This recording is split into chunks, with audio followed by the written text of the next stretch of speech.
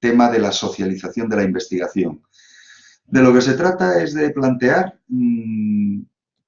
todo el proceso de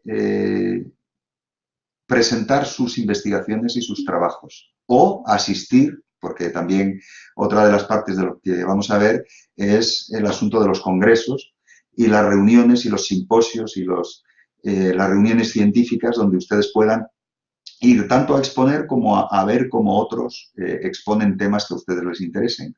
Esto es, como les digo, un asunto también de metodología fundamental, puesto que hemos estado hablando a lo largo de las clases anteriores que uno de los elementos clave para, para ustedes desde el punto de vista de la metodología es la socialización. Ustedes pueden desarrollar una investigación, pueden pensar que aplican una metodología adecuada, pero cuando tienen que jugársela, si no se trata, evidentemente, de un trabajo fin de máster o una tesis doctoral en que ustedes se la juegan ante un tribunal, pero es un tribunal un poco particular. Tengan en cuenta que en las tesis doctorales o en los trabajos fin de máster, ustedes han pasado por el asunto del trabajo fin de grado, en algunos casos también se hace ante tribunal. Un tribunal de ese tipo no es un tribunal entre pares. Es decir, los miembros del tribunal no están en la misma posición que ustedes. No son todos, no están en una posición de igualdad, lo que se llama trabajo o presentación o socialización entre pares, sino que es una socialización entre desiguales, porque unos enjuician su trabajo y les dan una nota. Eso es lo que ocurre con el trabajo fin de máster o tesis doctoral. Pero lo más común en nuestro quehacer como investigadores es justamente que presentemos nuestros trabajos ante iguales, o sea, lo que se llama una presentación, una socialización ante pares. Y entonces, en ese caso, dense cuenta que tanto ustedes pueden poner en duda lo que otros hacen como esos otros poner en duda lo que ustedes hacen. Es decir, que es una interacción en igualdad de condiciones. Siempre, evidentemente, los que lleven más años investigando o los que tengan una investigación más profunda sobre ciertos temas tendrán una posición un poco superior, pero no es esa posición que tienen ustedes ante un tribunal o ante unas oposiciones en que se juega todo, es decir, es casi un ritual de paso, ¿no? Un ritual de paso que cumples o no cumples y los que están arriba están en una posición superior a la tuya. En este caso no, en este caso lo que puede haber es evidentemente gente que tenga un mayor conocimiento sobre lo que están investigando o una experiencia especial en ámbitos que a lo mejor a ustedes les interesan, pero no lo han desarrollado suficientemente. Claro, ese es el interés fundamental de los congresos y también, en cierto modo, es el interés fundamental de presentar investigaciones a revistas, porque en las revistas se hace una evaluación por pares. Que luego vemos cómo funciona ese asunto. Y hay que conocer un poco los entresijos, que en cierto modo también es una acción de metodología. Conocer lo que hay que hacer para dar en el clavo de lo que se nos pida.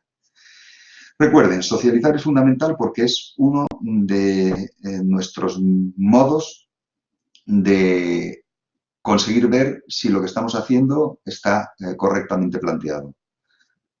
Evidentemente, hemos estado hablando de religiocentrismo, hemos estado hablando de reflexividad respecto de los temas que estamos desarrollando, etc. Todo eso, reflexividad, religiocentrismo, intentar obviar al máximo los sesgos, intentar plantear un trabajo lo más, entre comillas, neutral desde el punto de vista del respeto a las creencias de los otros y de los grupos que estemos trabajando, los textos que estemos trabajando, lo que creen las personas que han escrito los textos que estemos trabajando. Es decir, todo ese mundo es un mundo que podríamos denominar individual nuestro. Llega un punto, cuando ustedes hayan hecho su trabajo fin de máster, que tienen capacidad investigadora en mayor medida si hacen una tesis doctoral, tienen plena capacidad investigadora. Entonces, esa plena capacidad investigadora, su único control será justamente estos lugares que les digo. Y estos lugares, pues vamos a ver algunos de ellos y vamos a intentar dar un paso en este universo que ustedes ya en cierto modo conocen, porque los congresos y las revistas, en muchos casos, tanto congresos como revistas, entran dentro del ámbito de las sociedades nacionales, internacionales, regionales, que ustedes conocen por la práctica 1, por el asunto de las distintas sociedades y asociaciones. Es muy común que tanto las asociaciones nacionales como las regionales como la internacional o las internacionales, porque hay varias, ahora veremos alguna más, es muy común que hagan congresos. Y esos congresos estén pensados para atraer el interés de mucha gente. Pero también es común que publiquen revistas y que algunas de estas revistas tengan unas características especiales. Ahora las iremos viendo. Por tanto, este es nuestro tema de socialización de la investigación. ¿Dónde presentar? ¿Dónde publicar? Y dónde ir a aprender cosas que puedan ser de mayor interés que solo lo que por ejemplo, en un máster como estos, les transmitimos los que estamos del otro lado del micrófono y que tenemos unas limitaciones determinadas, que para muchos temas que a lo mejor les interesan a ustedes, estamos especialmente limitados porque nuestra especialidad es otra quizá. ¿Qué ocurre en esto que les estoy diciendo, en estos congresos? Pues que ahí encontrarán gente que a lo mejor sí que les puede ayudar y sí que les puede dar la clave para los trabajos y los ámbitos específicos que ustedes estén intentando trabajar. Por tanto, pues vamos a entrar en ese asunto. ¿Dónde presentar un trabajo sobre religiones? Y también, les digo, ¿dónde ir a escuchar lo que otros hacen sobre religiones en general y sobre temas específicos, puesto que la mayoría de los congresos que vamos a ver suelen tener una temática determinada. Ahora lo verán. Entonces, y como hay muchos al cabo del año, pues conviene conocer lo que se hace porque les puede resultar muy conveniente ir a alguno de ellos, ¿no? Vamos a verlo desde el punto de vista de dónde presentar un trabajo sobre religiones. El primer nivel que les digo, que es el más cercano a ustedes como estudiantes, son las reuniones y los congresos de jóvenes investigadores. ¿Por qué? Pues porque ahí sí que tienen ustedes pares al 100%. Son gente como ustedes que están haciendo trabajos fin de máster o presentando resultados de trabajos fin de máster o en ese contexto que suele ser un contexto o de formación anterior al doctorado o de los primeros momentos después de haber leído la tesis doctoral, lo que se llaman los jóvenes investigadores. Curiosamente, en España hay una asociación específica sobre el tema que a ustedes les interesa, que es la AJICR, AJICR, que es la Asociación de Jóvenes Investigadores en Ciencias de las Religiones. Por tanto, tienen un ámbito en el cual no van a encontrar a sus profesores, salvo que les invite las organizaciones, inviten a algún profesor especialmente porque quieran que les dé alguna charla, pero la socialización va a ser entre ustedes, investigadores, jóvenes investigadores en ciencias de las religiones de toda España. ¿De dónde suelen venir? Pues de los másteres de este tema que hay en España, que ya saben que es el de ustedes. En esta convocatoria, en la convocatoria del año pasado, que fue interuniversitaria, y en todas las convocatorias anteriores que ha habido específicamente en la UPO, en la Pablo de Olavide. Esos son un grupo de los que pueden ustedes encontrarse. Es decir, que se pueden encontrar sus compañeros de promociones anteriores y ver un poco lo que están haciendo. Y luego también del otro máster que hay ahora mismo activo desde hace muchos años, que es el máster de la Complutense, que tiene la diferencia con el de ustedes, en que el máster de la Complutense es un máster presencial. Y ahí hay muchas generaciones, podríamos decir casi, porque llevan años y años, de jóvenes investigadores que han salido de ese máster. A HICR específicamente la montaron ellos, es decir, la montaron los egresados del máster de Ciencias de las Religiones de la Complutense, pero lo han abierto a toda la gente de España, bueno, de España y de otros países que puedan estar interesados. Tengan en cuenta que tanto en el máster de ustedes como en el máster de la Complutense hay mucha gente que viene de otros países y muy particularmente de América Latina. Y tienen unas perspectivas que como jóvenes investigadores les puede resultar interesante intercambiar con, incluso aunque hayan terminado su máster y estén en otros horizontes, pero les puede interesar intercambiar pareceres y puntos de vista. Entonces, en las reuniones estas de los congresos que organiza AGICRE, pues aparece gente de todos los que han sido generalmente han sido alumnos de años anteriores. Les he pinchado la página web de AGICRE, vean cómo es, explica quiénes son, somos, sería leyendo como ellos cuentan, las noticias, la EGICRE 2017, publican las actas, como pueden ver, y el programa. Si les interesa, pues pueden echar un vistazo. Si quieren, le damos una pequeña vuelta a cómo fue el programa del encuentro de jóvenes investigadores en ciencias de las religiones. El anterior, como pueden ver, el de 2017, organizan siempre posteriores, entonces pinchamos y encontramos un poco de lo que han tratado.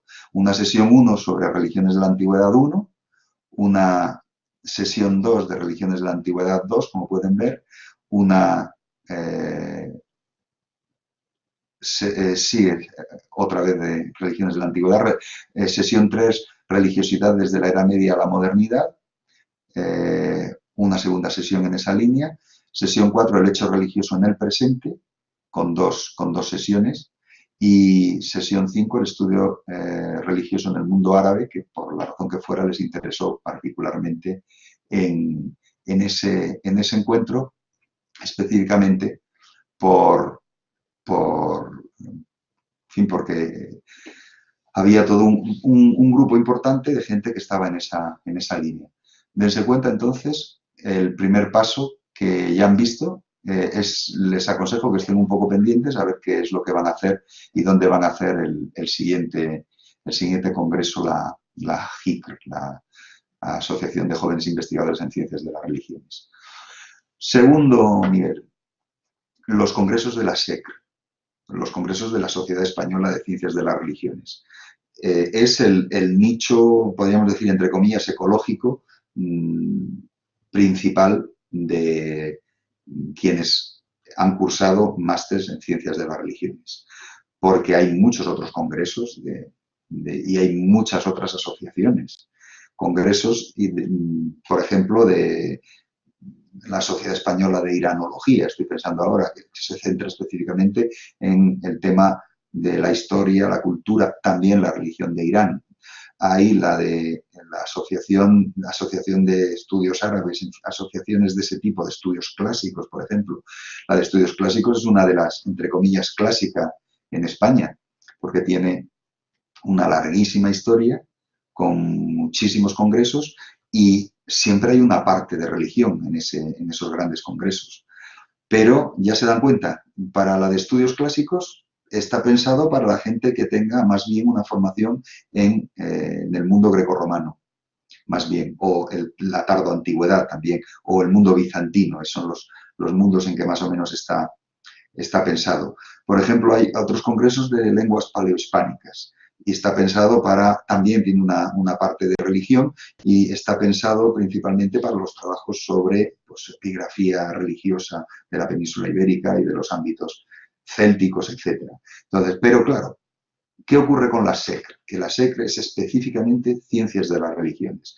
O sea que está pensada no desde el ámbito de las ciencias o de la antigüedad, no está pensado desde el ámbito del mundo clásico, del mundo antiguo o del mundo medieval o del mundo contemporáneo, no. Está pensado, tienen ustedes un elenco de participaciones un poco parecido a lo que han visto de la HICR, que va desde el mundo antiguo hasta el mundo contemporáneo. Y eso es por eso les decía que es el nicho principal para ustedes donde pueden encontrar el mayor interés para escuchar y para ver lo que se hace. Los congresos de la SECR, pues ya ha habido una buena cantidad, se hacen cada 2 o 3 años, lo normal es que sean cada 2 años. Por tanto, como el último ha sido en 2018, hay que esperar que el siguiente será en 2020, que muy probablemente ustedes estarán a lo mejor en condiciones de quizá asistir y presentar algo en el Congreso de 2020, que parece ser que va a ser en Granada, parece ser que será en Granada. Entonces, bueno, pues les puede resultar interesante porque, entre otras cosas, la Universidad de Granada tiene un grupo de gente dedicada a la antropología de la religión que tiene un cierto peso. En la Universidad de Granada tuvo un máster en ciencias de las religiones en el pasado. Es decir, que ha tenido una trayectoria pues notable. Ha tenido grupos de investigación muy interesantes. Por ejemplo, el que coordinó durante mucho tiempo Briones, Rafael Briones, que les llevó a hacer para la Fundación Pluralismo y Convivencia, les llevó a hacer el libro sobre Andalucía, sobre las minorías religiosas en Andalucía, pero también ellos se encargaron de hacer las minorías religiosas en Ceuta y Melilla, por ejemplo. Entonces, hay ahí una serie de investigadores y que han trabajado sobre temas de religiones, principalmente, como les digo, desde la antropología, pero pues puede resultar de interés el hacerlo si efectivamente el siguiente congreso, el 13 congreso de la SECR, se hace efectivamente en Granada y veremos a ver qué tema proponen para ese congreso, porque ya les he dicho que los congresos suelen tener una temática específica en torno a la cual se engarzan los intereses y las participaciones de cada cual. Aquí les he puesto unos cuantos en la página. Por ejemplo, el 9º Congreso de la Sociedad Española de Ciencias de las Religiones, que se llamó Religiones en Sociedades Complejos, Encuentros y Desencuentros, que se hizo en la Universidad Complutense y que ya fue publicado. Pues si les interesa verlo, muchos de estos congresos de la SECR o se publican como obras independientes o se publican en la revista que luego veremos, en números alternos de la revista Bandue, que es la revista de la Sociedad Española de Ciencias de las Religiones. Entonces, la publicación del 9º Congreso de la Sociedad Española de Ciencias de las Religiones, pues ya les digo que la tienen. El 10º Congreso fue Identidad e Identidades Religiosas, se hizo en Santander en 2013 y también fue publicado una parte en Bandue y en este caso solamente una parte en Bandue. El 11 Congreso de la SECR fue Violencia, Paz y Religión, que se hizo justamente en la UPO, es decir, en la universidad coordinadora de este máster, y lo organizó José María Contreras, uno de los directores de este máster y el profesor de ustedes de varias asignaturas, ¿no? Fue sobre violencia, paz y religión y también se ha publicado como un volumen específico en la editorial, si no me equivoco, Tirant lo Blanc. Y este año, puesto que se hizo en Zaragoza, el 12 Congreso de la SECR, Religión y Política, Acuerdos y Conflictos, que organizó la Universidad de Zaragoza, y la parte, digamos, hay una parte, porque se hizo en esa Universidad de Zaragoza, se hizo además coincidir con un homenaje a un profesor que es un gran especialista en el mundo del estudio de las religiones célticas, pero también la magia, y desde un punto de vista del análisis comparado, que tanto nos interesa a nosotros, la comparación de religiones, pues la magia desde el análisis comparado, que el profesor a la que se hizo el homenaje es Francisco Marco Simón, y se publicará en Bandwell en el siguiente volumen, el que correspondiente a este año, pero que se publicará a finales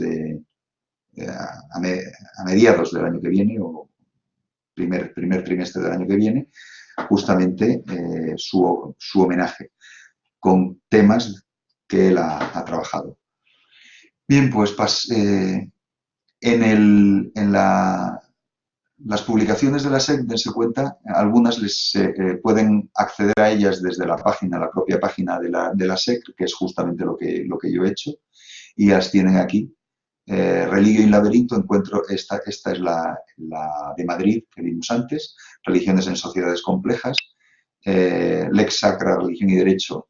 Ven, hay toda una serie de publicaciones, incluidas pues algunas de esta, por ejemplo, de Miedo y Religión, es el congreso que se hizo en el año 2000, Estética y Religión es el congreso que se hizo en el año 98, y este fue las actas del primer simposio, que estas sí que pueden acceder a ellas, puesto que están en la revista ILU.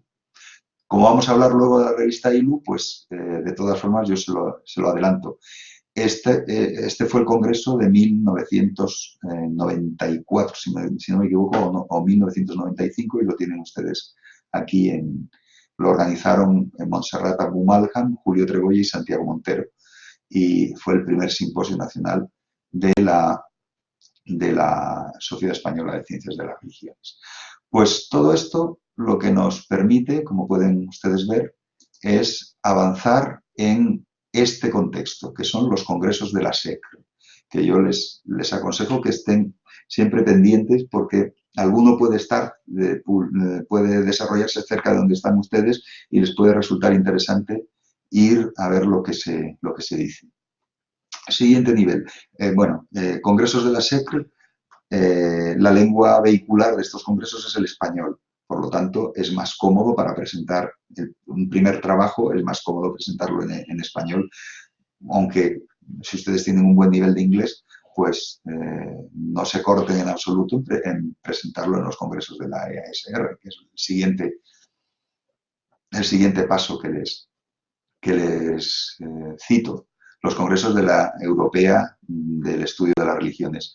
Estos congresos se hacen anualmente, o sea que ya se pueden figurar que tienen, en esto que hemos visto, ya cada año pueden encontrarse que puede haber un congreso de la SEC, por ejemplo, en 2020, un congreso de la HICR, que yo no sé si en 2019 va a haberlos, pues es posible que sí, y por supuesto todos los años un congreso de la EASR, y que siempre tienen por lo menos 1, 2 o en algunos casos 3 congresos anualmente que en los que puedan ustedes presentar alguna cosa.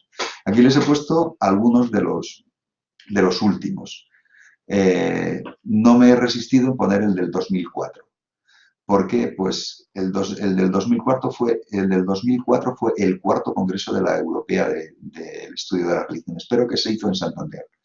Y lo organizaron los profesores del grupo de Santander, que en ese momento la cabeza de ese grupo era Ramón Teja Casuso, que ahora mismo está jubilado, pero del equipo de investigación suyo pues tienen algunos profesores como Mar Marcos, que si no me equivoco va a darles alguno de las asignaturas, y Mar Marcos fue otra de las organizadoras de este Congreso de Santander de 2004, que fue el cuarto congreso de la EASR, pero también fue uno de los congresos de la SEC, porque a veces coinciden, si en el país anfitrión de la EASR, del congreso de la EASR, hace coincidir con su congreso bianual, en el caso español, o como lo hagan, porque otras asociaciones europeas organizan congresos también anuales, ¿no?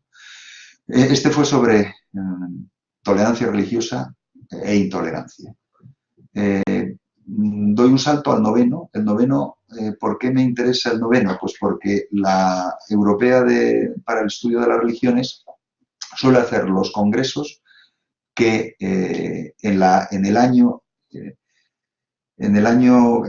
que coincide con el congreso de la IAR, que luego los iremos viendo. Los congresos de la IAR son cada 5 años y los congresos de la EASR ya estamos viendo que son cada año.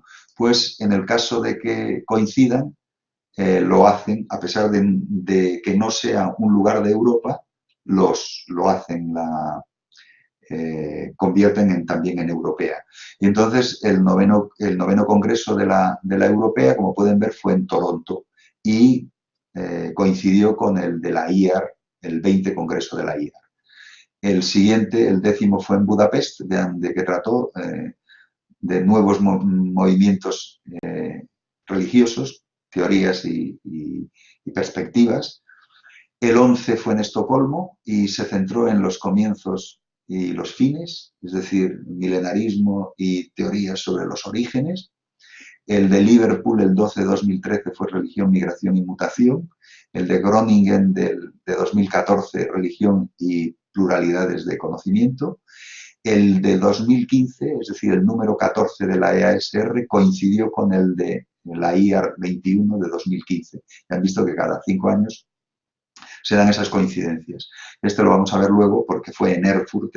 Este sí que tenía una total lógica, que en la europea y la internacional coincidieron, puesto que era en Europa el de la internacional ese año.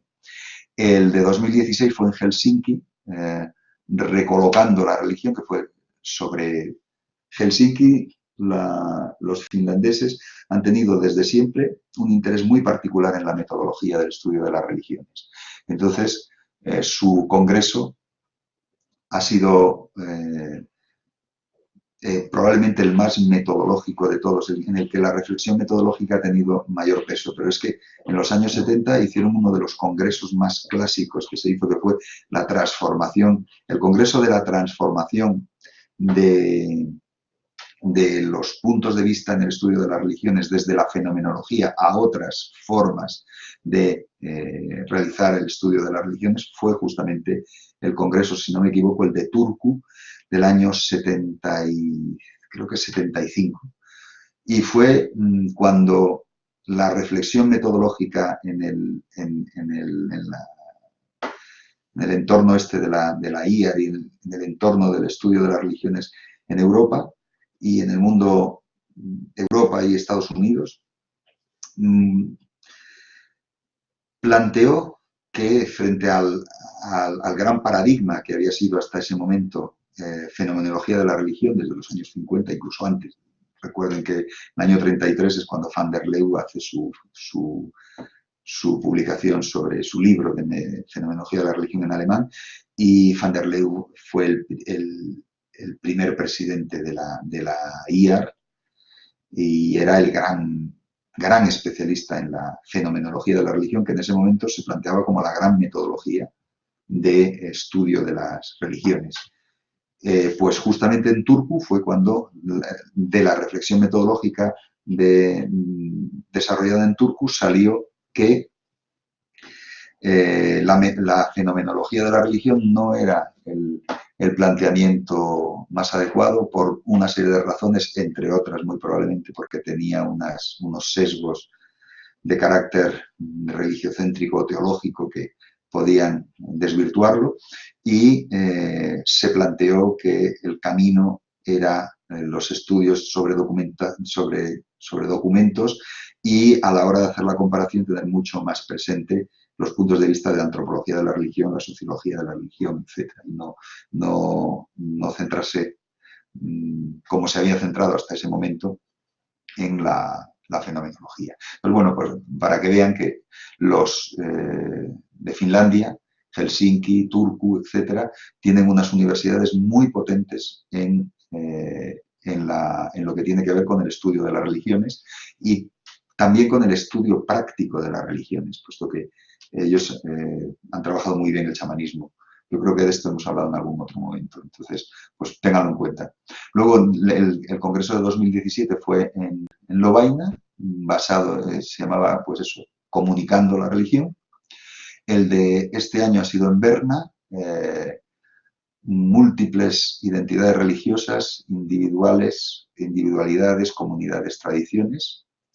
El de 2019 es en Tartu, en Estonia, es la primera vez que se hace en un país muy vecino de Finlandia, pero que hasta este momento no tenía una visibilización clara en el estudio de las religiones, puesto que eran antiguos países soviéticos en los cuales la clave había sido el ateísmo científico. Entonces, pues se desarrolló en junio y va a ser en junio en 2019 y el del año 2020 va a coincidir con el de la IAR, el europeo y el de la internacional, y va a ser en Dunedin, en Nueva Zelanda. Y luego están los congresos quinquenales de la IAR, que son cada 5 años. Y esos ya les digo que son congresos enormes con varios miles de participantes, varios miles. Y estos varios miles quiere decir que lo normal es encontrarse con entre 5.000 y 7.000 participantes. Es decir, un mundo inabarcable. A lo mejor se pueden encontrar que para lo que a ustedes les interesa no es que haya 3 personas que lo presenten, es que a lo mejor hay 5. El sistema que suele utilizarse en los congresos estos es que como hay tantísimos participantes, lo primero que se hace es una llamada a presentar panels. Los panels son como pequeños simposios dentro de un congreso. Los grandes congresos se organizan a base de pequeños simposios que son sobre temas determinados. Y luego cuando hay alguien que quiere presentar algo y no entra en ninguno de esos pequeños simposios, que es raro que ocurra, pero puede ocurrir, entonces se hacen sesiones de estas misceláneas en que se presentan cosas variadas. Pero lo normal es encontrarte con que se presenta el tema que a ti te interesa. Por ejemplo, te puede interesar el budismo en Occidente. Pues a lo mejor hay 2 paneles o 3 paneles sobre el budismo en Occidente, en que se presentan puntos de vista de unos y de otros, y a lo mejor lo que hacen es uno de los paneles dirigirlo más a hibridación artística, por ejemplo, al arte. Otro lo pueden dirigir más a el estudio del liderazgo. Entonces, así se encuentran ustedes que, claro, tienen muchos temas muy interesantes en los cuales, por una parte, participar y por otra parte, escuchar. Es que también se va, evidentemente, a escuchar y aprender. Entonces, congresos quinquenales de la IAR, que ven ustedes, el de 2010 en Toronto, como son estos congresos con tantísima gente, pues a este le llamaron la religión como fenómeno humano. En la religión como fenómeno humano ya se pueden figurar que cabe absolutamente cualquier cosa que quieran ustedes contar. Cabe cualquier planteamiento. Salvo los planteamientos teológicos, evidentemente, porque ya han visto que la IAR no va por ese camino. Y, en fin, la propia caracterización del tema lleva a que la única limitación sería esa, o sea, que la religión analizada como un fenómeno humano, no como un fenómeno sobrenatural o divino, como quieran llamarlo. El de 2015 fue en Erfurt y era dinámica de las religiones pasado y presente. Es muy difícil también no encontrar algo que no entre dentro de un tema tan abierto como este de dinámica de las religiones. Y así suelen ser. Y el de 2020 pues, va a ser en Dunedin, en Nueva Zelanda, y pues hay que estar un poco pendientes. Si quieren, echamos un vistazo a el próximo de la EASR, que ya está, vean, la EASR Conference in Tartu, la de 25-29 de junio de 2019, y ya ven cómo funciona. Se llama Religión, Continuidades y Disrupciones o Rupturas. Pues ahí lo tienen. Y esto que ven ustedes aquí es la página web del propio Congreso con las fechas. Lo que ven ustedes es las dos fechas fundamentales que hay. El call para propuestas de sesiones, eso que les he dicho que son panels, o sea, especie de simposios, y está ahora mismo, si no me equivoco, abierta, claro, la llamada a los panels, irían como o a las sesiones, para sesiones específicas, con las características que suelen tener cada una de las sesiones. Las sesiones suelen organizarse más o menos en torno a 90-120 minutos cada una. Lo que puedes hacer si tienes que incluir a mucha gente es hacer 1, 2, 3, 4, así funcionan las sesiones. Entonces, ahora es bueno, ya está cerrado, pero es que lo han abierto un poco más. Y para solicitar, organizar una sesión de estas o un panel. Organizar una sesión o un panel normalmente lo suelen hacer equipos de investigación. ¿Por qué? Pues porque tienen algún tema determinado que quieren desarrollar. Son varias personas, porque claro, se necesita por lo menos, si no me equivoco, un mínimo de 3 personas para hacer una sesión de estas, un panel. Entonces, por lo menos tienes que tener a 3 personas que vayan a participar y vayan a exponer.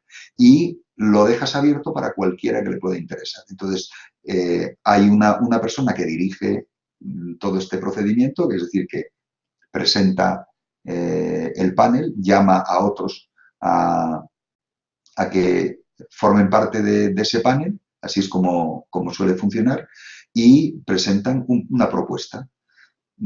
Todo esto, ya les digo, pasa por una serie de filtros evaluatorios. El procedimiento, por ejemplo, para esta primera fase, que es la primera fase que suele haber en todos los congresos, la presentación de sesiones o de paneles. Entonces, tú presentas un tema, haces un resumen de X palabras, depende de lo que te suelen pedir. Aquí dice el máximo 500 palabras para el resumen, en que expongas contenidos y finalidades y lo que quieres hacer. Entonces, eso, un comité de evaluación evalúa si es correcto o no es correcto desde el punto de vista de los intereses del Congreso. Si el Congreso trata de religiones, continuidades y disrupciones y presentas una cosa que no tiene nada que ver con el Congreso, pues probablemente te digan sería conveniente que esta sesión o este panel se redefina según los criterios más cercanos al Congreso. Eso es lo que a los intereses del Congreso, eso es lo que te puede ocurrir. O si presentas un planteamiento excesivamente teológico, excesivamente religiocéntrico desde el principio, pues que te digan que el punto de vista, el enfoque no es el adecuado para las características del foro en el que lo vas a presentar. Eso es la típica cosa que te suelen decir en un asunto de estos, en este momento, que les indico, les repito, que el momento que estamos viendo es el de el Call for Session Proposals, este que estamos viendo en este caso estamos utilizando el Congreso Futuro de Tartu, de la EASR. Este es el primer momento. ¿Quién presenta las sesiones? Pues ya les he dicho, grupos de investigación o grupos de equipos internacionales, de gente que se conoce. En lugar de conocerse es congresos previos y que dicen, bueno, pues estamos trabajando más o menos en lo mismo, vamos a presentar una cosa, expondremos nuestros puntos de vista, puede haber gente de 3 o 4 países, se juntan, expondremos nuestros puntos de vista y lo abrimos a otras personas que estén interesadas de otros países distintos que queremos escucharles.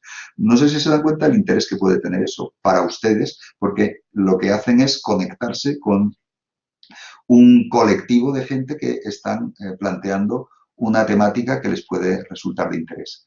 Ya han visto, primer asunto es el call for session y el segundo es el call for individual papers, es decir, la presentación de propuestas individuales que quieren ustedes proponer presentar algo, pero no quieren ustedes hacer un panel completo que exige que se junten 3 o 4 y que lo organicen, lo abran a los demás, etcétera, salvo que sea un panel cerrado, que a veces los hay también, ¿no?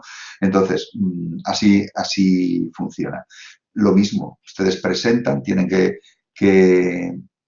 darse cuenta que aquí el abstract tiene 300 palabras como máximo y lo que suelen permitir hablar son en torno a 20 minutos, 20-25 minutos con unas preguntas, etcétera.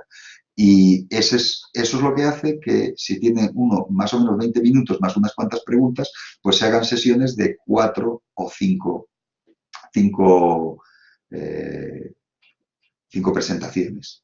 Y entonces, si en vez de ser 5 o 4 son 8 o 10, pues lo que se hacen son 1 y 2. O sea, el panel o la sesión llamada X1 y la sesión X2. Y si son 15, pues 3. Y si son 20, pues 4, porque hay algunas que son muy numerosas, entonces tienen que hacer 4 o 5.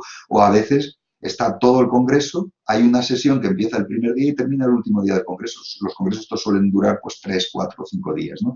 Pues a lo mejor están sesión 1, 2, 3, 4, 5, porque son temas que atraen a mucha gente y que pueden interesar a mucha gente. Y entonces, pues ahí, si estás metido en uno de esos, pues a lo mejor estás todo el congreso, nada más que en un panel o en una sesión de estas, porque son muy grandes. No es lo normal es que las sesiones estas, si son muy numerosas, tengan tres, como un panel con 3 sesiones es lo que suele ser lo más común y lo más normal.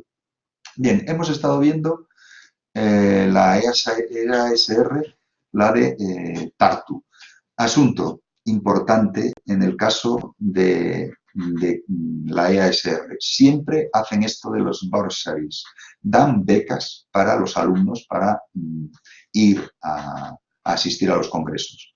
Entonces, no se las pierdan porque ha habido momentos en que había dinero y no había suficientes candidaturas y, por tanto, no se ha gastado todo el dinero en ayudas, en becas de ayuda para asistir a congresos. Entonces, bueno, pues ténganlo en cuenta que eso lo hay. Y estos congresos les recuerdo que son anuales, es decir, todos los años.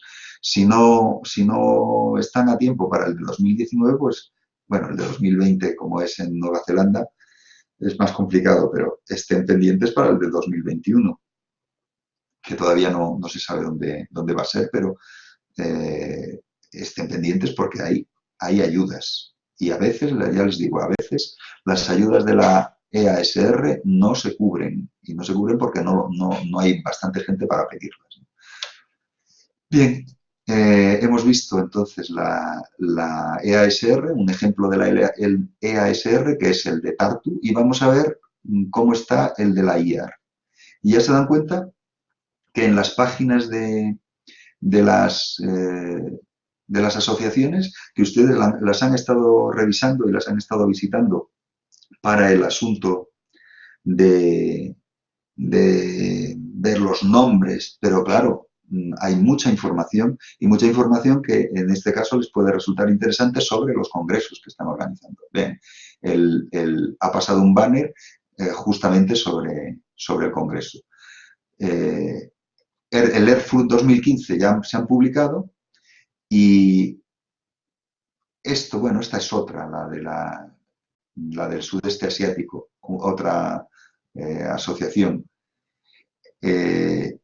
Esta es la de conceptualización, que ya la han visto, y esta es la de 2020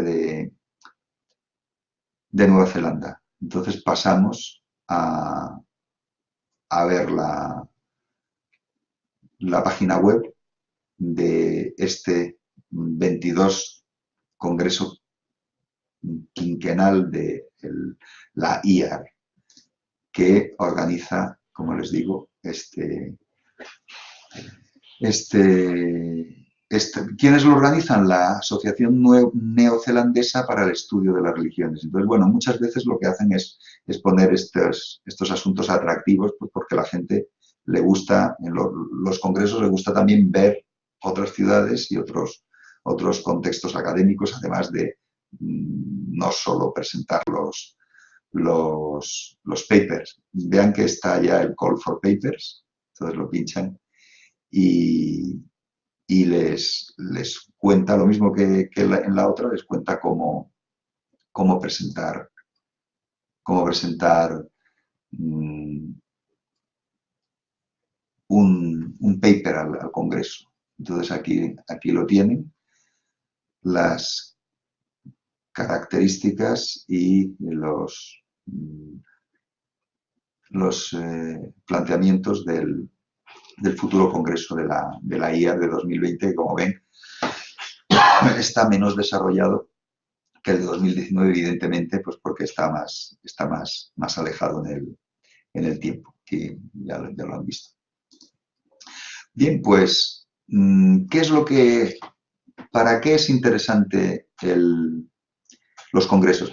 Perdonen, me ha quedado una cosa en el tintero, y es que la IAR hace congresos cada 5 años, pero entre congresos hay toda una serie de otros congresos que son o regionales o de algún ámbito específico. Por ejemplo, en 2019 tenemos, como ven, 4. Aparecen aquí en la parte de abajo de la página. Dhaka, Cork, Tartu y Hannover. 4 congresos asociados con la IAR en ámbitos distintos. El de Dhaka, por ejemplo, si no me equivoco, será el de la Asociación del Sudeste, que hace unos años hizo una en Bali, en la India ha hecho algunos. Entonces, bueno, pues tienen aquí el anuncio. Fíjense qué tema más curioso.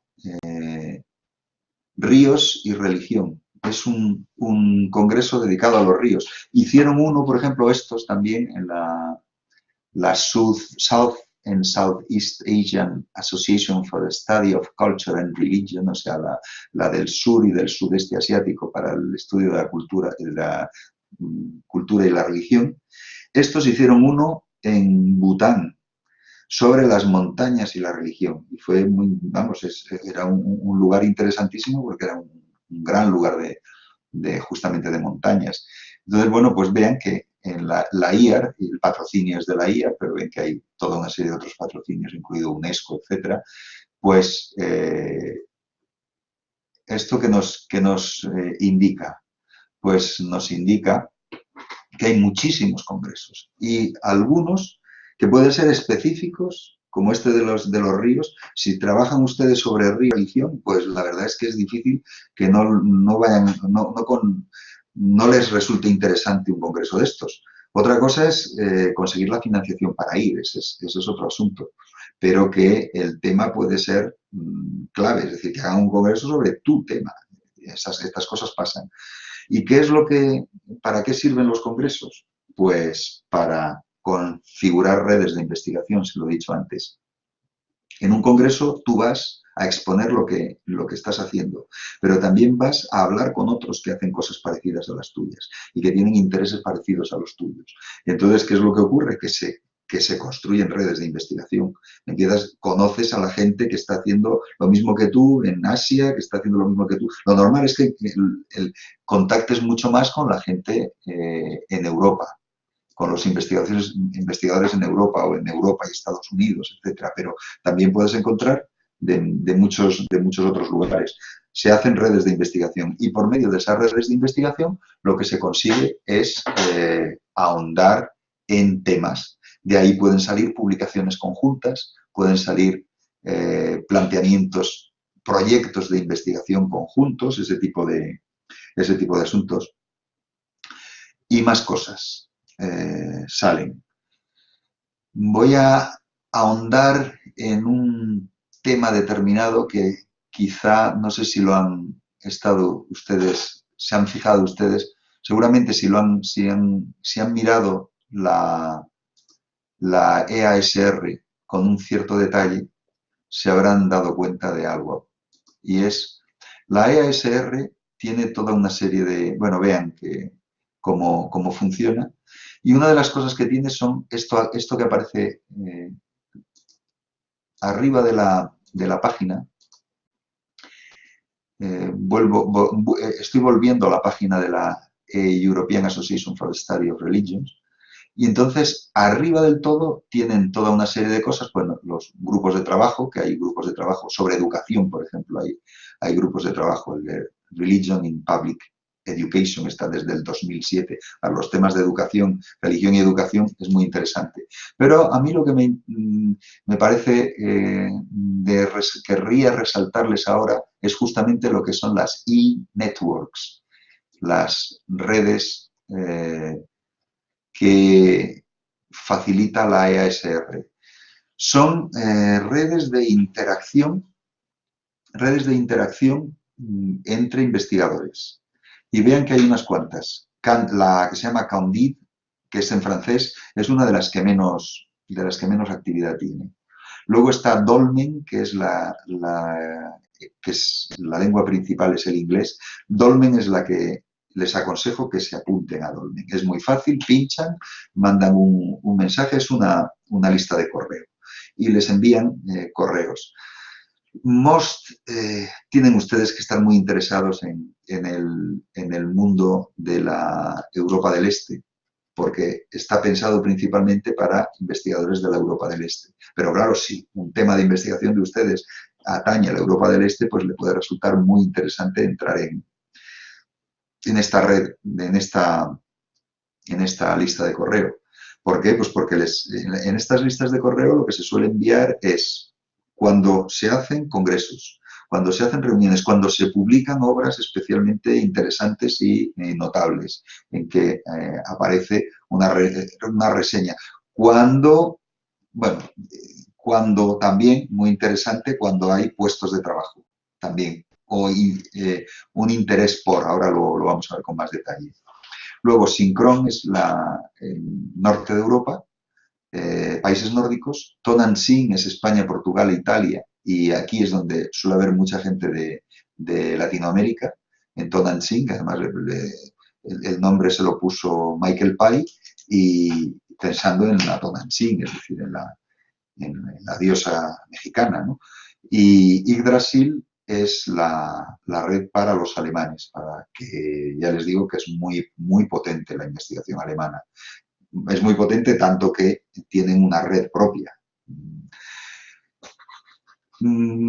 ¿Qué pueden sacar de meterse en este asunto de las e-networks? Pues les voy a mostrar en mi correo electrónico, yo estoy apuntado a algunas de ellas, a Tonantzin, a Dolmen, etc. Cuando hay algo muy importante, lo que suele hacer la gente es mandarlo a todas, a Tonantzin, a Dolmen y a todas las demás. Fíjense, por ejemplo, esta es de hoy mismo. ¿Qué es lo que pueden encontrar en estas redes? Pues esto no es una call for papers para un congreso, sino una call for application. O sea, están pidiendo 4 personas para hacer tesis doctoral, pagada, por supuesto. Entonces, si pinchan ustedes aquí, es Jörg Rübke, que es el jefe el que organizó el congreso de la IER de Erfurt, y es el personaje principal en Erfurt, en el estudio de las religiones. En Erfurt se llama Religionswissenschaft, como ya se pueden figurar. Entonces, ¿y qué está pidiendo? Está pidiendo para proyectos de investigación que tienen allí 4 estudiantes de doctorado que les pagan por hacer su tesis doctoral. Un periodo de 29 meses para hacer la tesis doctoral. ¿Qué te piden? Pues un grado de excelencia en alguna de las disciplinas que aparecen abajo, que ahí lo suele decir siempre, buen conocimiento del inglés, conocimiento del alemán a nivel de lectura, pero luego ellos te dan cursos de alemán para que cojas el conocimiento de alemán necesario, buena actitud para la cooperación con colegas y para la investigación interdisciplinar en el Max Weber Kolleg, que es donde... Y en la Universidad de Graz, porque están conectados. Entonces tienes que estar yendo a Bergen y estar dispuesto a ir a Graz también durante un año académico. Es decir, no solo estar en Erfurt, sino también estar en Graz y presentar la tesis doctoral en Erfurt. Eso es lo que te están planteando y te pagan por hacerlo. Y esto es muy, muy común que salgan este tipo de cosas. Que salgan puestos de trabajo, como son los puestos de trabajo en muchos de estos países, que es que te dan un contrato, pues a lo mejor de 2 años o 3 años, y luego pasas a otro contrato, así que es como ellos funcionan. Te dicen algunas cosas, por ejemplo, en Dolmen, esto fue, si no me equivoco, de hace unos días, que extendieron la fecha para la presentación de la submission deadline para individual pays la dejan hasta el 10 de enero de 2019, entonces han abierto, están por tanto ustedes todavía a tiempo, si estuvieran dispuestos a presentar algo, de presentar un paper para lo que hemos visto antes de Tartu. Pues este tipo de información pueden ustedes encontrar en estas Dolmen, Tonantzin, etc. En Tonantzin hay muchísimas cosas de publicaciones, los italianos en particular, todo lo que ellos organizan y publican, pues lo informan en Tonantzin, cuando salen números de revistas, etc. Es decir, hay muchísima información, como han visto, pueden ustedes ver, muchísima información que les puede resultar de bastante interés en esto de las e-network, que es un aspecto más de lo que estamos hablando. ¿Los congresos para qué sirven? Para insertar la investigación en redes, ver lo que hacen otros, plantear lo que nosotros hacemos en el contexto de lo que hacen otros y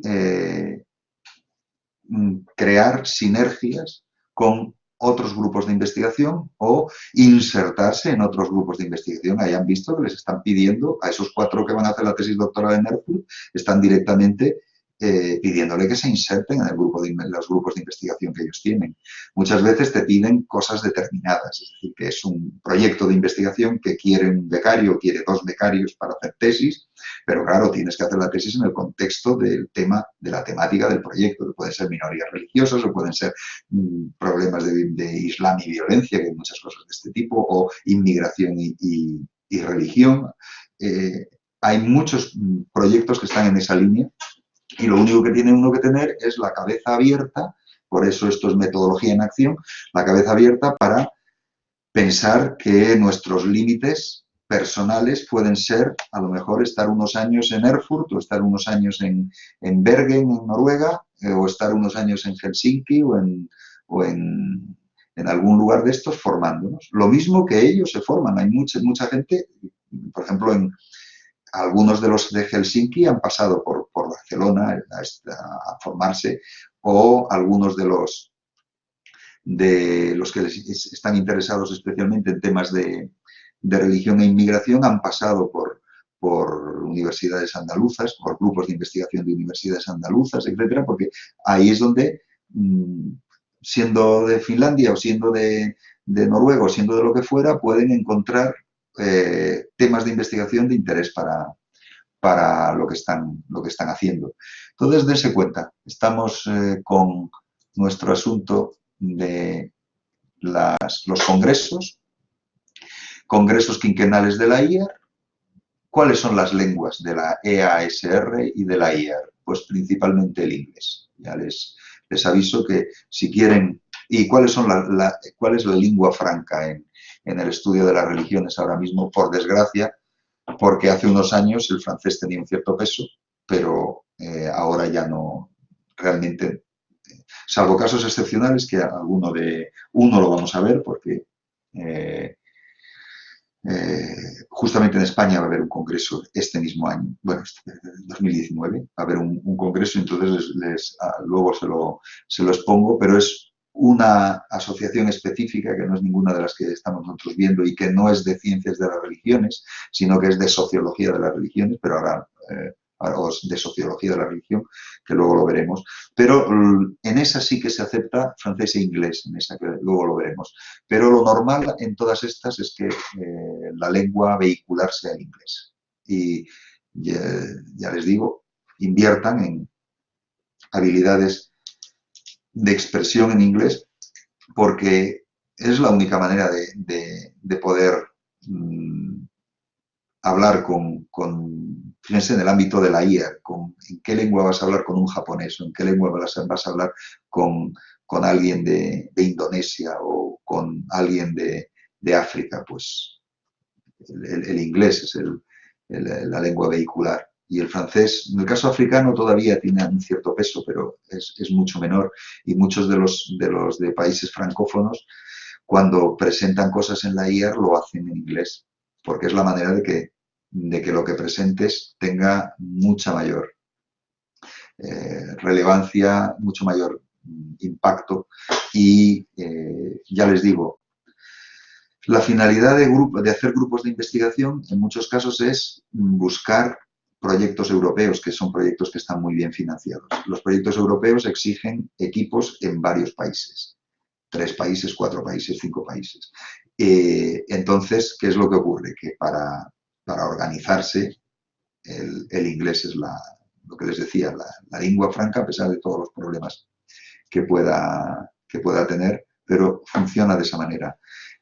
Por tanto, ya ven, congresos de la EASR, congresos de la IAR, salvo casos excepcionales, la lengua vehicular es el inglés. No es así el caso de lo que vamos a ver ahora, los congresos de la ALER, de la Asociación Latinoamericana para el Estudio de las Religiones, que estos congresos que organizan desde hace muchísimos años, cada 2 años hacen un congreso de estos que los denominan congresos latinoamericanos sobre religión y etnicidad.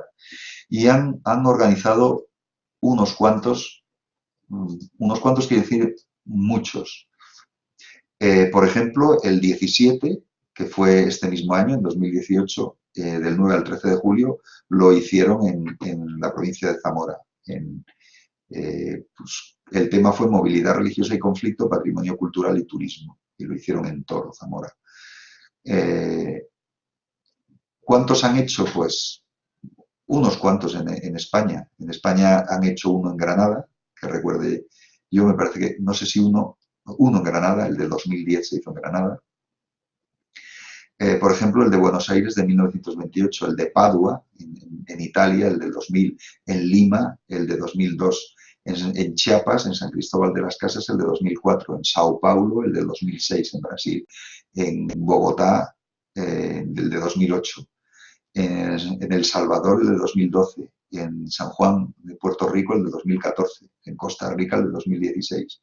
Han visto que van en distintos lugares y no todos son en Latinoamérica, sino que hay algunos que se han hecho en Europa y específicamente en España y han visto que hay 2. ¿Cuál es la lengua vehicular en los congresos de la LER? Pues el español, el portugués, bueno, el brasileiro, el portugués brasileiro y esas son las lenguas vehiculares. Es rarísimo que se presente nada en otra lengua. Entonces, bueno, pues puede resultarles interesante, sobre todo si el Congreso de ALER se hace en algún ámbito cercano al de ustedes, cercano, en un país cercano. Tiene esa ventaja, la ventaja de la lengua que indudablemente, bueno, la lengua y también las perspectivas, perdonen, porque la IAR tiene una perspectiva muy global. En cambio, la ALER tiene una perspectiva muy de las religiones de América. Y las religiones de América son espectaculares. Es decir, lo que sea, la antropología de la religión que se hace en América es espectacular. Los temas de investigación son riquísimos. Hay toda una posibilidad de de desarrollo de investigaciones espectacular. Probablemente solo comparable con lo que puede hacerse en África. Lo que ocurre es que África está, respecto del tema de América Latina, África está mucho más compartimentada, entre otras cosas, pues porque hay un bloque de África francófona, otro bloque de África anglófona, luego hay una... Es diferente la zona del sur de África que el centro de África. Entonces, hay una compartimentación mucho mayor que en el caso de la LER, en cierto modo, ha conseguido dar en estos congresos que organiza, les he dicho que es cada 2 años, pero en los años intermedios muchas veces organiza pequeños congresos también. Es decir, que no solo organiza los grandes congresos cada 2 años, sino que a veces también pueden encontrar que se hace un congreso con un tema un poco más puntual en los años intermedios entre los 2 grandes congresos. Total, que ahí ya ven cómo estamos añadiendo posibilidades para que ustedes presenten lo que hacen o vean lo que se está haciendo y estén atentos a redes.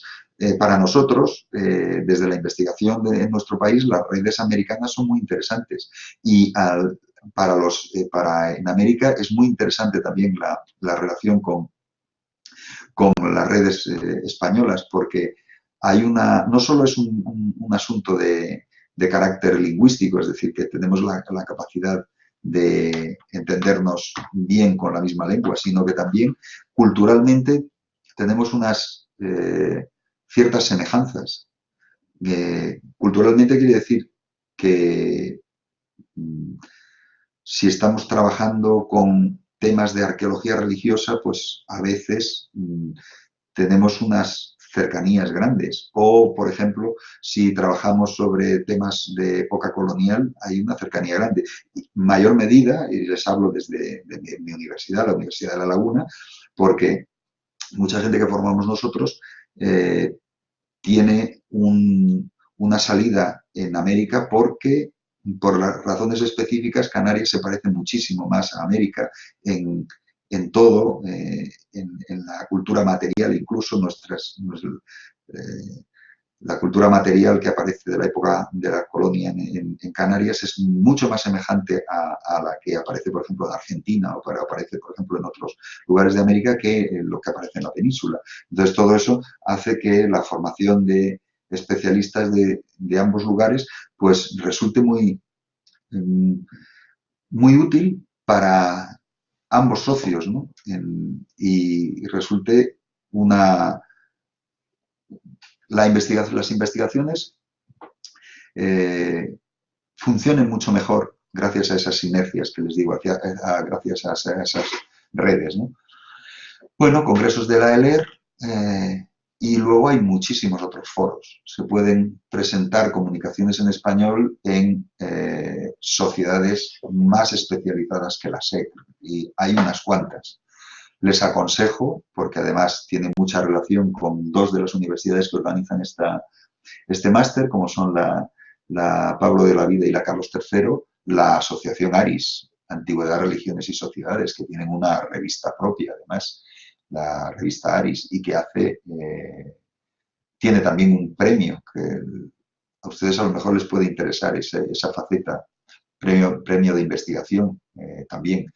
Y los congresos de ARIS que organiza y que permite, pues, presentar cosas. La única diferencia que tiene ARIS respecto a la SEC es que la clave es antigüedad, es decir, es una asociación centrada en las religiones antiguas. Y eso, claro, ustedes no pueden presentar en ARIS, salvo casos muy excepcionales que pueda resultar interesante para alguna comparación, no pueden presentar cosas que se salgan de ese ámbito, no pueden presentar nada sobre el presente, porque no está en el interés de la asociación ARIS y de sus congresos. Y lo que les digo, tiene una revista también. Es decir, que si ustedes se dedican a temas del mundo antiguo, el lugar natural donde, quiero decir, temas del mundo antiguo, religiones en el mundo antiguo, el lugar natural donde van a encontrar gente en su misma línea va a ser en los congresos de la asociación ARIS. Por tanto, les aconsejo. ARIS. Lo mismo que ARIS es para la antigüedad, tenemos ARIS lleva muchísimos años, no sé qué decirles, pero probablemente que esté desde los 90 funcionando y haciendo congresos, si no me equivoco. En cambio, una mucho más reciente es la AEHRC, la Asociación Española de Historia Religiosa Contemporánea, pero también, más que organizar congresos, organizan sinergias de investigación. Está muy pensado para la gente que trabaja religiones en archivos y organizan, bueno, los personajes fundamentales.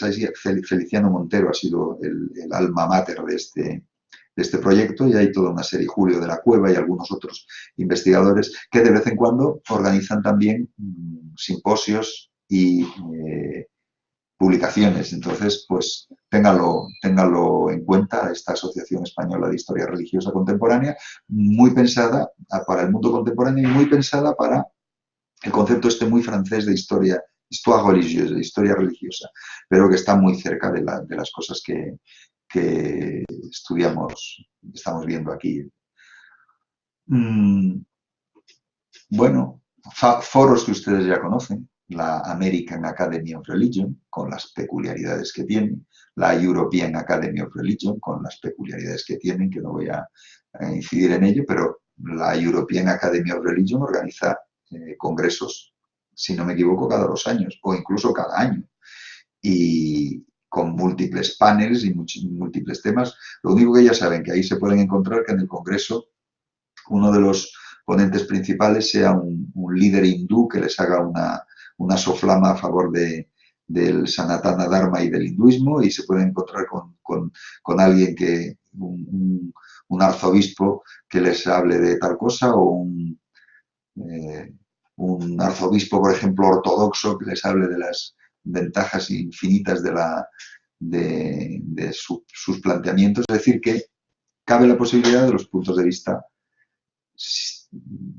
de tipo confesional. Puede caber la posibilidad de que encuentren ustedes algo de eso tanto en la AAR, en la American Academy of Religion, como en la European Academy of Religion. Es decir, no se asusten si van a algún congreso de alguna de ambas, porque frente a paneles perfectamente iguales a cualquiera que pueda aparecer en la EASR o en la IA, se pueden encontrar con paneles específicos pensados para temas claramente teológicos y con una finalidad muy confesional y muy de testimonialidad de los contextos de verdad de una opción religiosa respecto a las otras. Eso se lo pueden encontrar. O que en alguna de estos paneles, pues empiece el panel en alguna de estas, en la europea tal, con un rezo o con una bendición o asuntos de ese tipo. Entonces, bueno, pues cúrense de espanto, porque a lo mejor el tema tratado es un tema que les puede resultar especialmente interesante. Bueno, ahí hay más. En Portugal se organizan de vez en cuando, en Brasil, en Argentina, en Chile, en México se organizan, y ahí sí que pueden ustedes exponer sus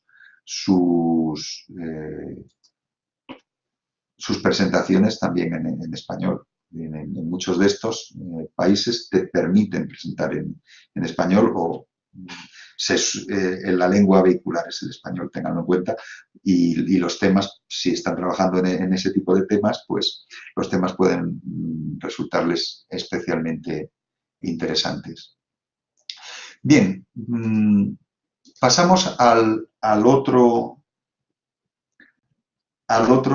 contexto, que es el dónde enviar un trabajo para su publicación. Esto es otro asunto. No es exponerlo, sino ya un siguiente paso. El siguiente paso, ¿qué quiere decir? Que se añade un nivel extra de evaluación en estos casos, porque ya no solo es la evaluación que hemos visto que se hace en los congresos para ver si lo que estás planteando está de acuerdo con la temática o está de acuerdo con la metodología, sino que aquí ya te están evaluando el propio draft, el propio manuscrito que has mandado. El funcionamiento habitual de todas estas revistas es lo que se llama el doble ciego, la doble evaluación ciega. ¿Y en qué consiste? Ciego quiere decir que nadie sabe a quién está evaluando. Nadie sabe a quién está evaluando quiere decir que la única persona que sabe quién ha escrito el artículo es el que lleva la revista, el secretario de la revista o la secretaria de la revista o la directora de la revista, que es la que le llegan los manuscritos y los envía a evaluar. La evaluación suele ser doble, salvo que haya discrepancias, y entonces es triple, o las veces que haga falta. Doble quiere decir que se pide a 2 personas. Esas 2 personas no saben quién ha escrito el artículo. Es decir, que no tienen un preconcepto respecto del autor o la autora del artículo. Que se quitan todos los datos en ese artículo que puedan llevar a pensar cuál puede ser la autoría. Es decir, que el encabezamiento donde dice quién es el autor se quita, las autocitas se quitan, las notas esas en que dice como ya escribí en mi investigación sobre tal, eso se quita para que quede un manuscrito libre de referencias y que la evaluación sea una evaluación ciega, una evaluación sin conocer quién es la persona a la que estás evaluando. Solo se evalúa los méritos intrínsecos del trabajo. Ese es el planteamiento. Y la persona evaluada tampoco sabe quién la ha evaluado. Por eso es un sistema ciego en todas sus fases. Y la acción, el propio procedimiento es un procedimiento de evaluación por pares, que quiere decir que te evalúa alguien, pero ese evaluador es un igual a ti. Y lo que hace no es una evaluación de superioridad, es decir, este pobre que ha escrito tal, no. Es una evaluación respetuosa, en que se respeta al que ha escrito y lo que se le dan son criterios para mejorar el trabajo. La evaluación es ni más ni menos que un control de calidad, sin más, un control de calidad del trabajo. Y lo que se suele hacer es exponer los problemas que pueda presentar desde el punto de vista primero de la estructura, luego de la metodología, luego puntuales de la bibliografía, si está adecuadamente conocido el estado de la cuestión para que no se encuentre con que dicen cosas que ya están sabidas desde hace 100 años o que son lugares comunes, ¿no? Se busca que haya originalidad, que hay una serie de criterios que son los que determinan una evaluación positiva en una revista. Y ese es el funcionamiento. Nadie sabe quién ha evaluado. El evaluado no sabe quién le ha evaluado. Y así lo que se permite es una mayor neutralidad. Es decir, que no haya un trato de favor de unos respecto de otros. Así funcionan las evaluaciones. Entonces, piénsenlo a la hora de enviar un trabajo a una revista. Piensen que van a ser evaluados y que les van a decir en qué falla su trabajo. Y ese juicio hay que tomárselo, a veces duele porque son evaluaciones a lo mejor que uno siente que son injustas, quizá ocurre a veces, ¿no? Pero hay que tomárselo como lo que es un control de calidad y no apasionarse con ese asunto. No apasionarse quiere decir que te llega el correo en que te dice artículo aceptado, pero con toda una serie de cambios que tiene que realizar el autor. Y entonces empiezan a aparecer ahí esos cambios y entonces se te revuelve la madre y empiezan a decir estos anormales que me han hecho la evaluación con la cosa tan perfecta que yo he hecho y tal. No. Lo normal es no contestar a la primera, sino dejarlo eso que repose un poco. Al día siguiente echarle un vistazo a ver qué es lo que te han dicho, intentar ver el paso constructivo que hay detrás de eso y así verlo y tomarlo como llega.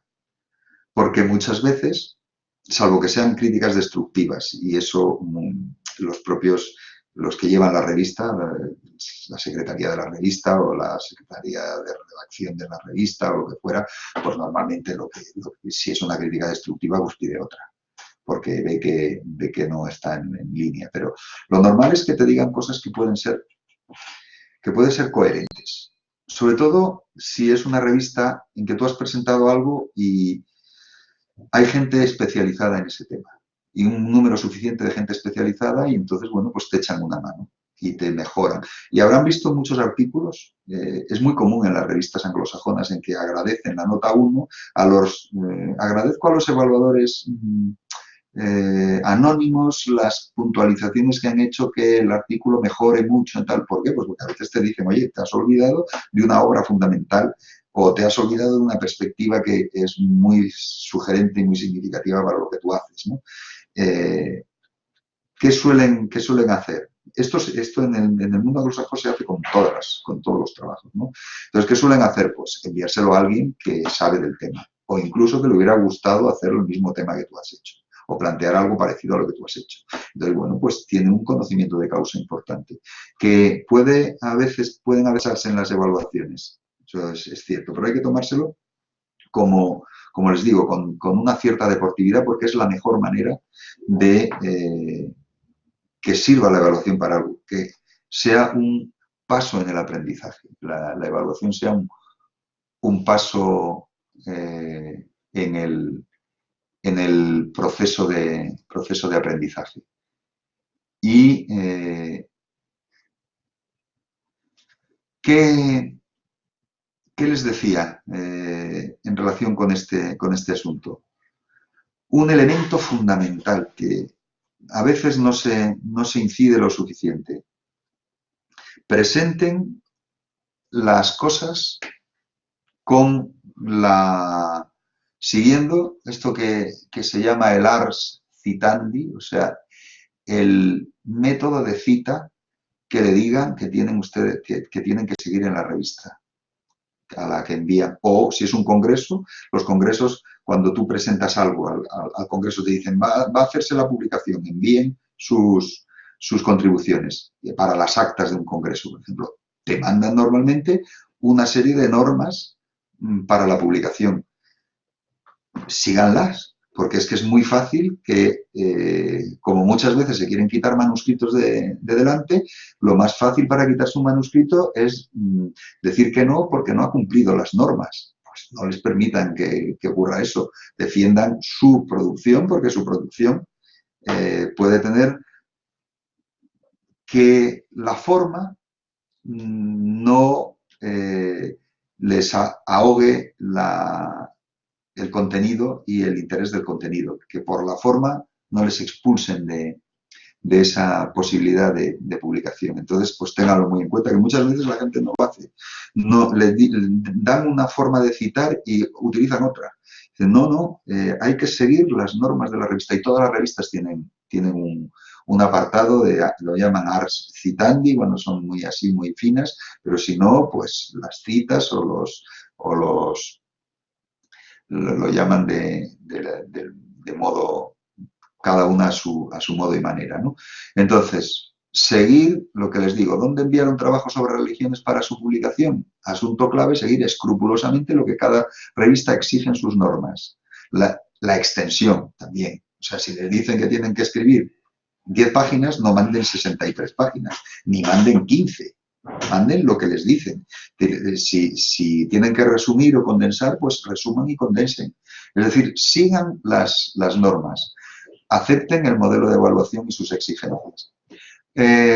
¿Dónde pueden, en España, qué tienen ustedes? ¿Cuáles son las revistas que tienen ustedes? Pues hay dos del ámbito general de las ciencias de las religiones. Hay dos revistas de carácter general. Una es SILU, que es la publicación del Instituto de Ciencias de las Religiones de la Universidad Complutense. El Instituto de Ciencias de las Religiones es el único instituto en toda España que tiene un programa de doctorado en Ciencias de las Religiones, específico, un programa específico de doctorado. Entonces, ILU es, digamos que la cabeza de en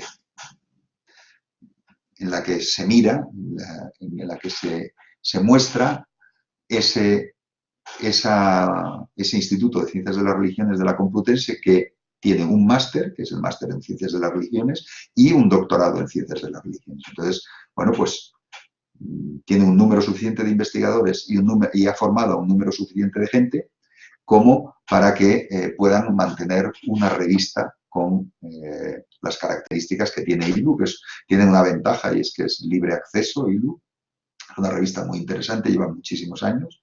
Desde el primer año, la primera publicación es el volumen 0 de 1995, es decir, que desde 1995 lleva ILU publicando anualmente sus números, además de números monográficos y trabajos específicos, algunos de los cuales veremos, por ejemplo, el trabajo sobre el silencio, publicado en ILU, que es uno de los anejos de ILU, pues hay años en que hay unos cuantos anejos, es decir, que tienen un buen cúmulo de investigación ahí planteada y que tienen una buena cantidad de datos.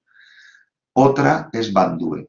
Bandue es la publicación de la Sociedad Española de Ciencias de las Religiones, la revista de la Sociedad Española de Ciencias de las Religiones. Y también pues tiene un interés para ustedes, porque acepta trabajos del campo en general de la historia de las religiones, o de la ciencia, mejor dicho, las ciencias de las religiones. Hay temas jurídicos, hay temas de sociología, de antropología, alguno de ellos lo han visto ustedes aquí. Tienen que leer el de Mónica Cornejo sobre las definiciones de religión. Es un artículo publicado en Bandue. Entonces, bueno, pues ahí ven. Estas dos son las específicas, pero hay muchas otras. Aris, que les he citado antes, Hispania Sacra, que es una revista que tiene muchísimos más años que ILU. Lo que pasa es que en origen era una revista teológica directamente, pero en los últimos años se ha reconducido y acepta muchos trabajos muy, muy interesantes. Es decir, que no es de desdeñar el que ustedes se planteen publicar alguna cosa en algún momento en la revista Hispania Sacra. Les aconsejo que la tengan en su cabeza como una posibilidad de publicación. Y hay muchísimas otras, con muchos países hispanófonos o que aceptan el español. Por ejemplo, revistas en Brasil, que hay unas cuantas revistas que aceptan textos en español, y ahí es todo un mundo, ¿no?, de revistas. Aquí les he puesto en la página algunos enlaces para que lo vean y le echen un vistazo. Y luego hay una multitud de revistas internacionales. Una de ellas, por ejemplo, es Social Compass, esta que ven aquí. Social Compass. Social Compass es la revista de la ISSR, de la cual les he hablado muy rápidamente antes. ISSR, que es la Sociedad Internacional de Sociología de las Religiones, tiene dos lenguas vehiculares. Es decir, que aquí cambia un poco a lo que estamos acostumbrados. La ISSR acepta el francés y el inglés. Tiene las dos posibilidades. Y llevan 34 congresos. El número 35 se hará en Barcelona. Algunos de los congresos ya se han hecho en España. Fíjense, y en una época bastante antigua, en 1965, se hizo el primer congreso en Barcelona. El contexto de publicación, de desarrollo, es justamente en este momento le podríamos llamar proto-ISOR, ¿no?, el grupo de investigación que ahora mismo está en la Universidad Autónoma de Barcelona y que tiene un peso muy importante en la sociología de la religión española, que es un grupo que encabezó Joan Struck durante muchísimos años y que ahora encabeza Marc Griera. Y trabaja muy bien la sociología de la religión en general y específicamente los temas de religión actual y más específicamente aún minorías religiosas. Entonces, bueno, pues el octavo congreso de la ISSR fue en Barcelona, luego tuvieron otro en el 75, si no me equivoco, efectivamente, sobre religión y cambio social en Lloret de Mar. Luego hubo en el 2009 el de Santiago de Compostela sobre los retos del pluralismo religioso, y el que quería enseñarles es el ISSR Barcelona 19, las políticas de la religión y la espiritualidad, 9 a 12 de julio en Barcelona. Lo tienen, es decir, es el próximo congreso que lo tienen ya muy cerca y le pueden echar un vistazo. Está cerrado ya el call for papers, es decir, que no se puede ya presentar un paper, pero pueden ir a echar un vistazo, porque todavía no está puesto el programa, el tema sí, pero el programa está coming soon, como pueden ver, todavía no está estructurado, pero en unas semanas estará ya planteada el programa de este congreso, que les aconsejo echarle un vistazo, ¿no? y mirar, porque les puede resultar interesante. La revista que ellos hacen es, ya les digo, Social Compass, se llama, brújula social, pero es una revista de sociología de la religión. Y es una de las múltiples revistas que hay de sociología de la religión. Para ver algunas de ellas, hay una página que les aconsejo que le echen un vistazo, que se llama religionswissenschaft.at. Miren cómo la llaman, Religionswissenschaft, Science of Religion, Religious Studies, Science de Religión, ya han visto nombres diferentes. Y entonces aparecen toda una serie de datos de asociaciones, de centros, de investigadores, de universidades, pero también tienen dentro de este bloque que llaman